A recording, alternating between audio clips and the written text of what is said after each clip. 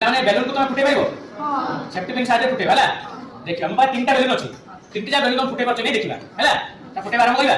କାହିଁକି ଫୁଟେଇଲୁ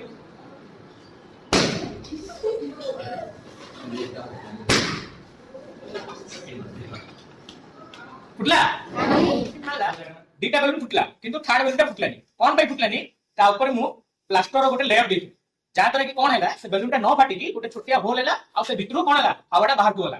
बर्तमान आम जो गाड़ी आसूची से गाड़ी टायर मध्य से टाइप होता है ट्यूबलेस टायर कह जाए से गोटे आम जो प्लास्टर देते से कौन होता आगे ट्यूब जो था कंटा फंटा बाजिले पूरा फाटी जाऊला हईराण होते लोक मैंने ग्यारेज पर जावाई। बर्तमान जो गोटे टेक्नोलोजी आई से आम जिन लेयर देते बेलूनटा फाटिलानी से गोटे केमिकल दिया जाए कहे क्लोरोब्यूटल कौन कहे क्लोरोब्यूटल केमिकल दिया जाए जहाँ की कंटा फंटा जो फुटिला से टायरटा न ये माने हवाटा पूरा न जाए धीरे धीरे जीव जहाँ तुम ऑटोमेटिक तुम टाइम रे पहुंच पार गैरेज बुझला। तो बुझी पारा आजिकल कौन से टायर गुड़ा कंटा बाजिले हवा जाऊनी।